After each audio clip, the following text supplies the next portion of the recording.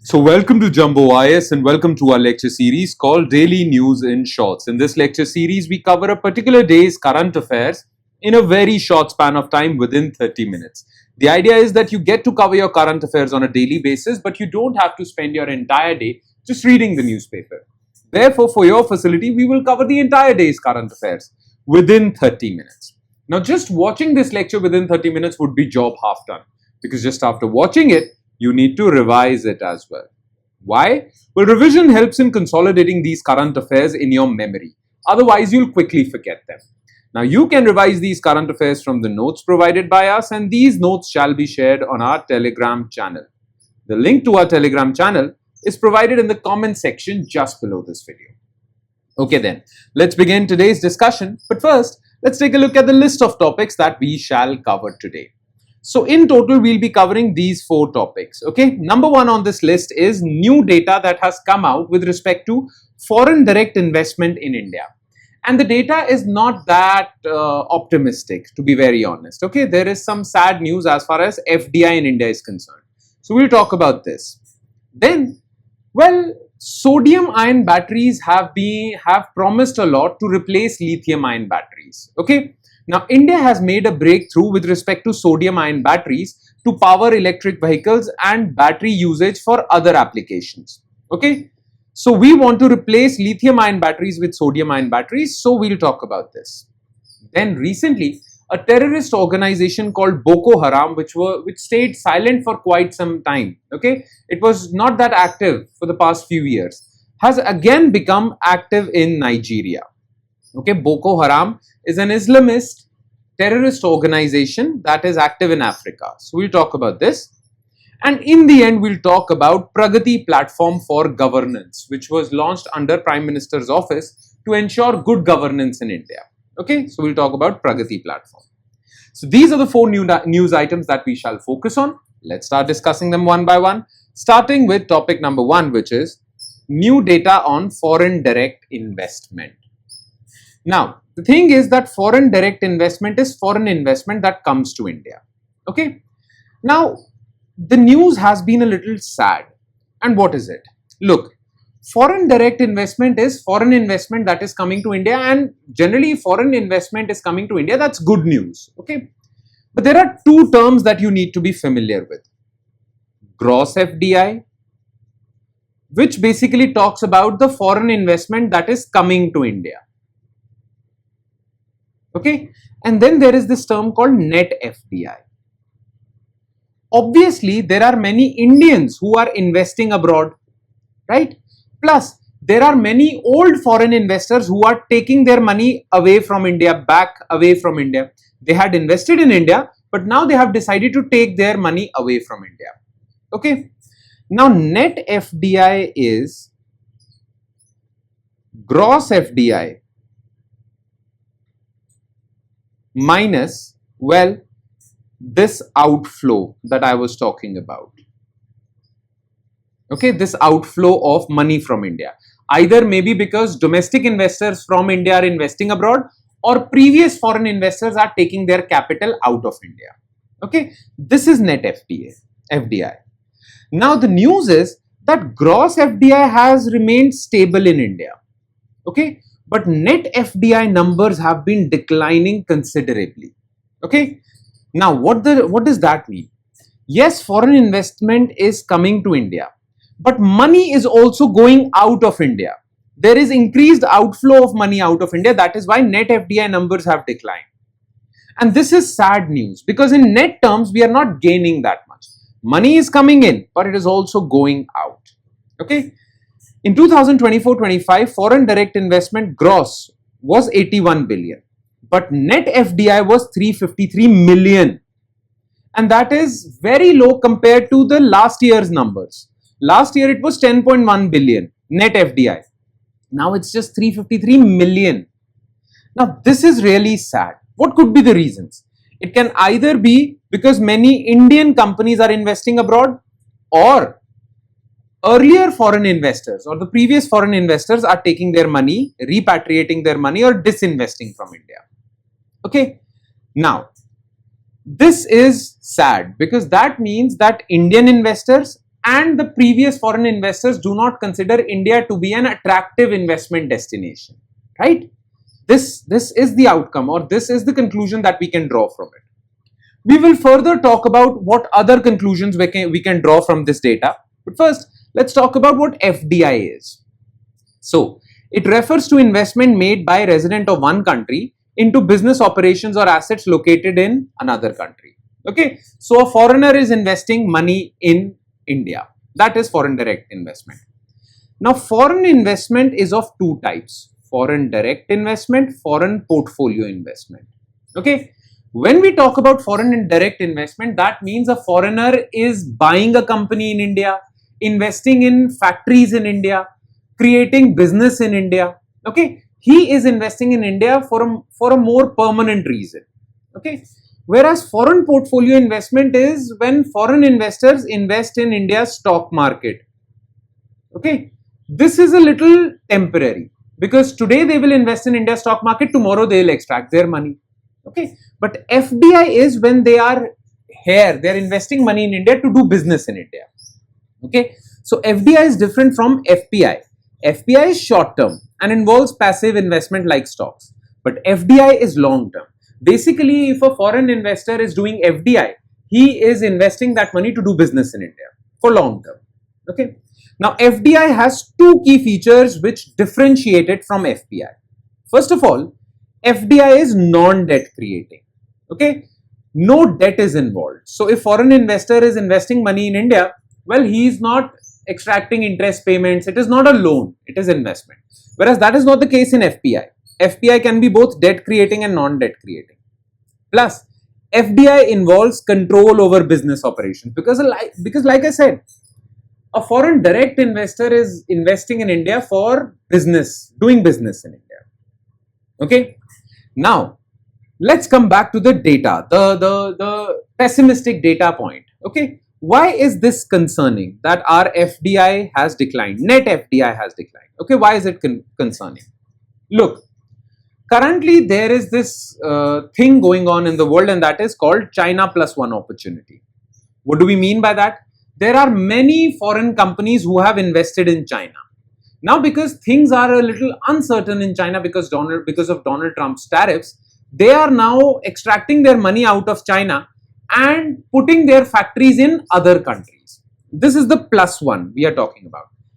Another, they are searching for other countries to invest in apart from China. Now, India can be this plus one, but this news is not that good. Why? Because it shows that India is not that plus one.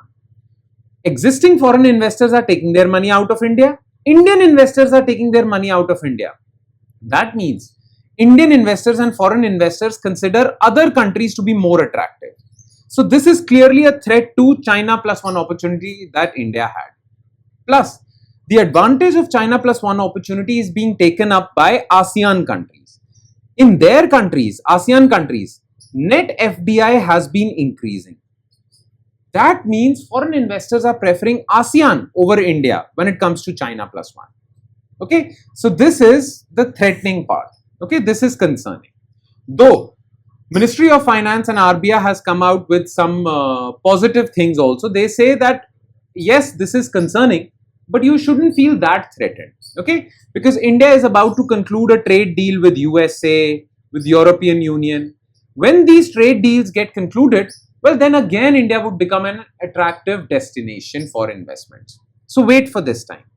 Okay, that's all. Now let's shift our focus to second but significant news item, and that is sodium ion batteries. Now listen to me carefully.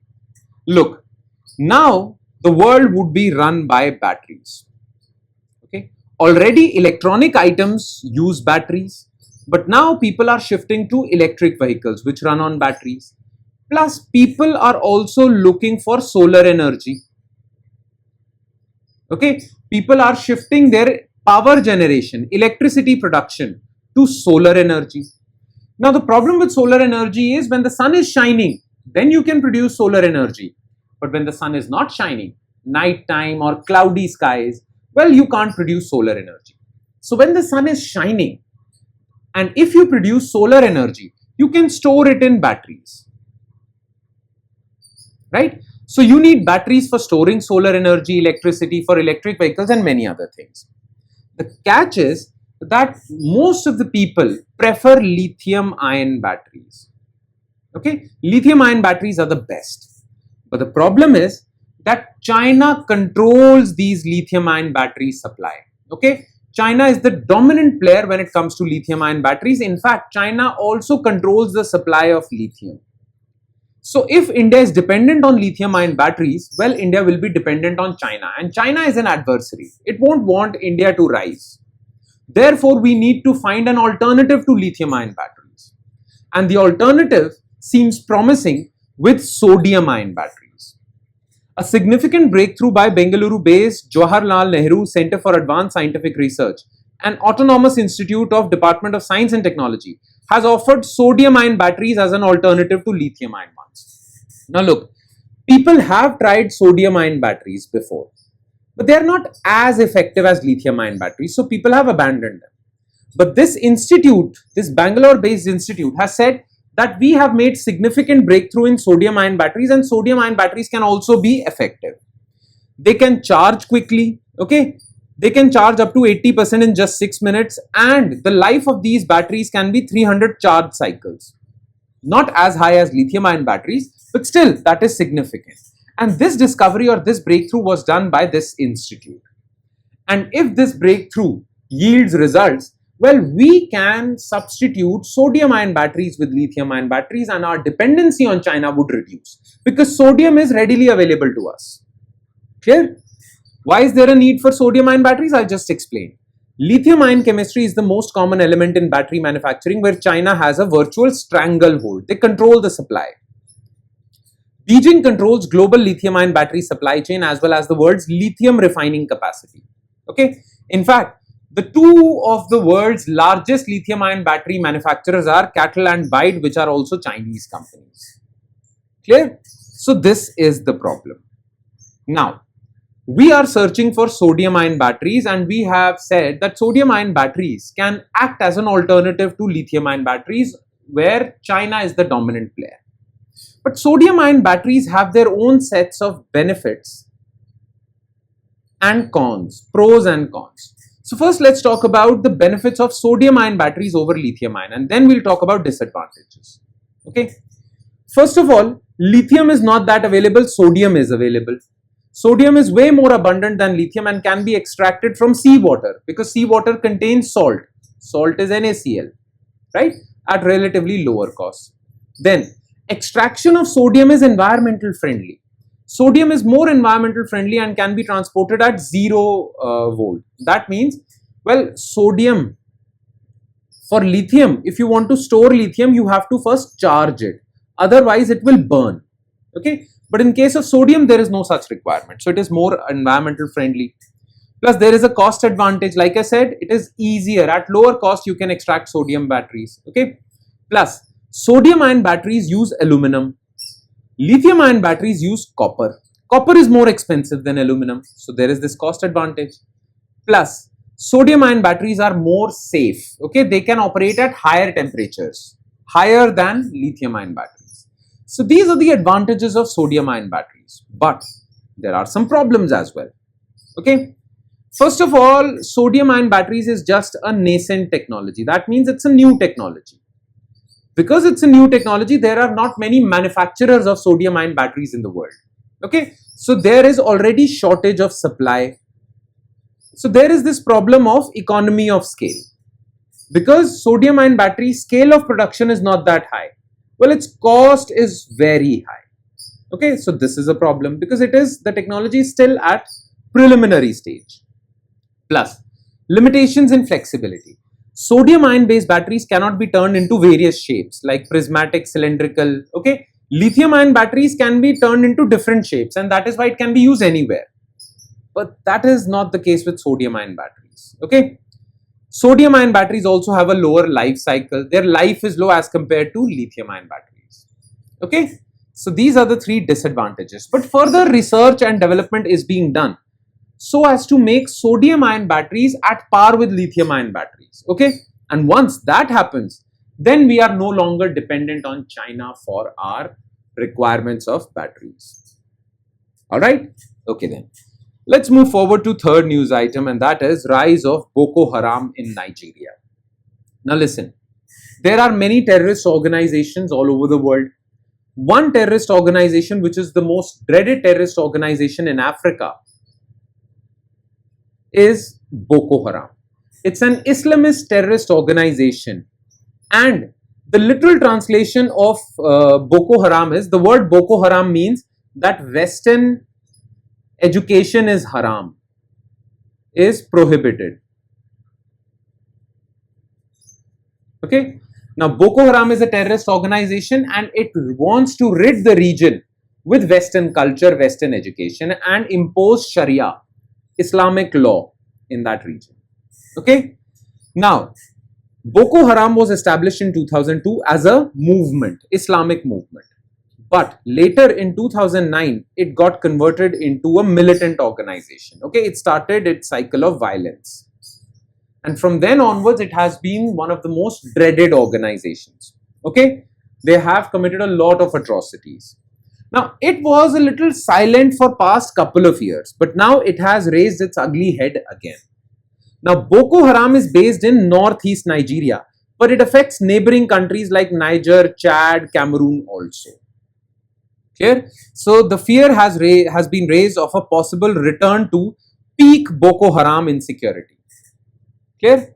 Now, about Boko Haram. So, Boko Haram, its official name is Jamaat Ahlul Sunnah il Dawa wal Jihad. It is a self-proclaimed jihadist militant group in Africa, as you can see in this picture. Their areas of influence, mostly northeast Nigeria, but they are also active in Chad, Niger, Cameroon and Mali. Their aim, Boko Haram literally means Western education is forbidden. Its aim is to rid the region of Western influence and bring in Sharia law. Now, why is it concerning? The rise of Boko Haram in Nigeria is concerning. Why? In 2015, this group, basically Boko Haram, pledged its allegiance to ISIS, the most dreaded terrorist organization of the world. Okay?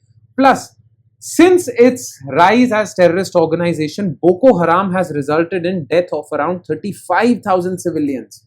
Plus, it has displaced 2 million, 20 lakh people. It is a dangerous organization, and if it becomes powerful again, well, these people are threatened again. Okay? Alright. That would be all. That's all you need to know as far as Boko Haram is concerned. Now, let's come to the last topic of the day, the fourth topic of the day, and that is Pragati Platform for Governance. Now, we'll talk about what Pragati Platform is. But first, let's talk about what was in the news. Why Pragati Platform was in the news. So, Prime Minister Narendra Modi has asked all chief secretaries in the state governments to monthly monitor activities of RERA, Real Estate Regulatory Authority, okay, in their respective states so that grievances of home buyers are resolved in time. So, basically, Prime Minister has directed all the officers of state governments, chief secretaries, to ensure that RERA, Real Estate Regulatory Authority, is implemented properly. Now, this directive was given by Prime Minister on Pragati platform through video conference, and this is a very good feature of Pragati platform. Okay, he also asked state governments to ensure the mandatory registration of all eligible real estate projects under Real Estate Regulatory Authorities Act. Okay, now Pragati platform is significant because this is an online platform through which Prime Minister and central government stays in touch with all the projects, all the public projects, governance related projects going on in the country. Okay, PM is connected to central government officers and they are connected to state government officers. So it's a 3-tier structure. And regularly PM holds meetings through video conferencing with these officers on this platform. Plus, all the projects that are going on, their data, their details, their plan is uploaded on this platform. So Prime Minister can directly monitor what is the progress of a particular project. Okay. Now this platform was launched for better governance. Using e-governance, Prime Minister can and all the major officers can take care of or can keep tabs or can monitor all the public projects. Okay. So this is basically a good case of e-governance. Okay, about Pragati. So it is a platform for, the full form is Proactive Governance and Timely Implementation, launched in 2015. So it was launched in 2015 and it works under Prime Minister's office. It is a multi-purpose, multimodal platform that addresses common man's grievances, monitor government programs, projects and reviews projects flagged by state government. The platform follows a three-tier system. It involves Prime Minister's office, PMO, Union Government Secretaries, IS officers, State Government Secretaries, Chief Secretaries, okay, IS officers deployed in state government, okay. So it is there for better coordination. Now, what are the key features of this platform? There is a grievance redressal mechanisms where citizens can file their complaints, and those complaints can be looked at by all central state government officers and PMO also, and they can track the progress on those complaints also.